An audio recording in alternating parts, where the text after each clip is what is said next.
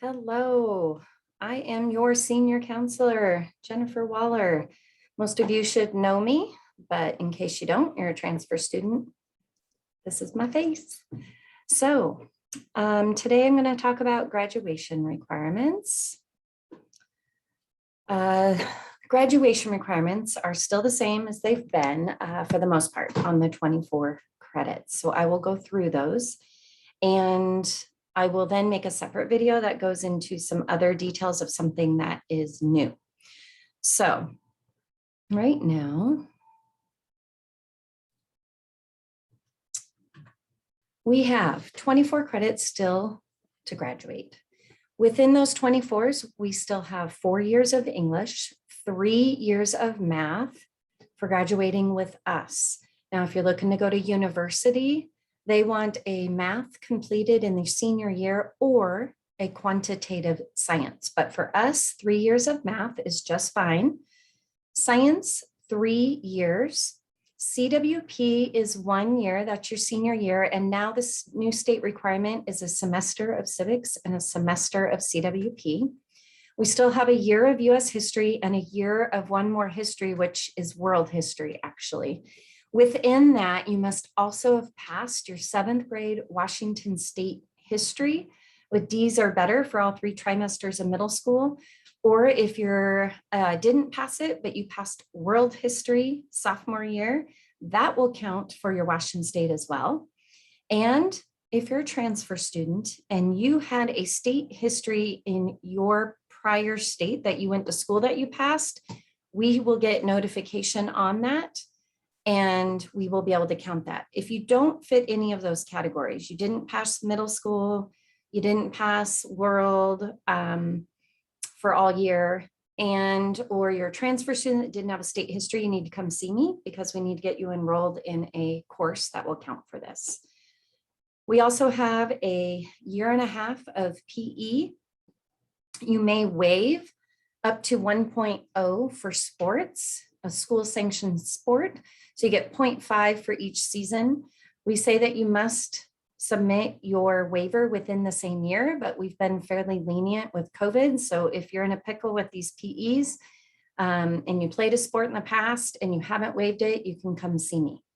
There are some other ways to get PE credit as well. Some of my marching band kids know about it, as well as some others. Health, you must do for a 0.5. Occ-Ed, we also call CTE, that's a 1.0 year credit. We have arts for 2 years and world language for 2 years, and that is the same world language. So 2 years of German, 2 years of Spanish, and so on.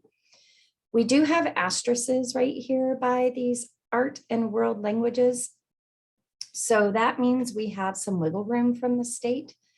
So with the arts, the state still requires 1 year of art, but then we can do something called personalized pathway for the 2nd year of art. So for example, sometimes students are taking 4 years of foreign language with 4 years of science, 4 years of math.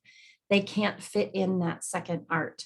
Or they went to Cascadia Tech, they can't fit it in. Or there are some running start students with exceptions on a case-by-case basis that we can potentially look at if it doesn't fit. So talk with your counselor about that one if you haven't already. With me, I've talked to most students. They should know if they're just getting PPR'd or not, but can always reach out to me. World language, we do have the ability to do that again on a case-by-case basis. A really good example of when we PPR this for the most part is when kids are at Cascadia Tech.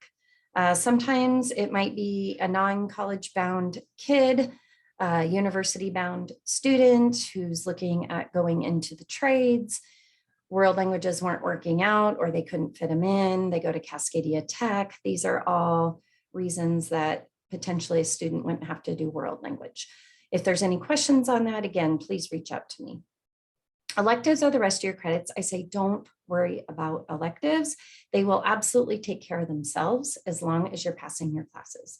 If you are not passing your classes, that is where many of you have already talked to me, but if you haven't, we need to develop still a 4-year plan and figure out graduation and how these electives are going to get made up.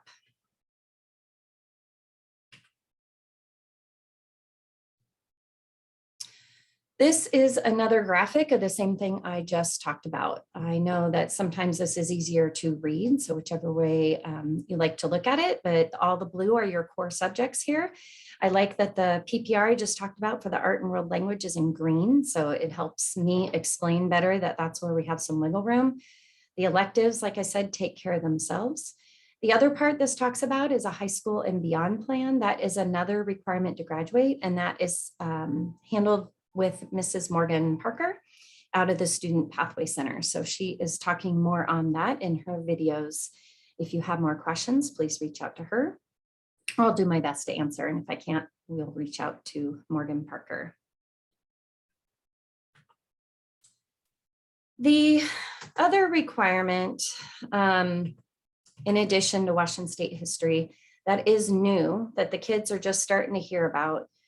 It actually was coming down the pipeline right before COVID, our graduation pathways. So the good news is, although the state of Washington is still requiring students to attempt the state assessment English and math, our senior group here did not get that opportunity due to the pandemic on sophomore or junior year. So many students that didn't have a pathway that we could see in the system already were invited to this testing in October.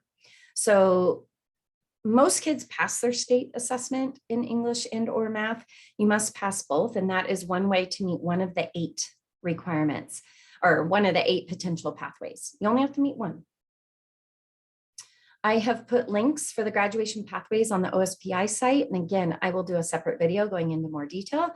I've also linked the curriculum guide off the River webpage, which also explains more on the pathways. So state assessment, SBA, is one way to meet it. Another way to meet it is the AP or IB exams. We don't offer AP here, but students are still allowed to take them. They still can sign up, and if they pass at certain cut scores, they can meet this in English and math. Same with the IB. They can meet it in English and math. SAT, ACT tests, there are cutoff scores for English and math. If they do any of those, they will consider meeting one of the pathways or a pathway. Dual credit courses, students are made aware of if they're in a dual credit course. Once they're in it, the teacher works with them and they have a choice to do this. One example off the top of my head is early childhood development. So that teacher works with students on that, and there are other options.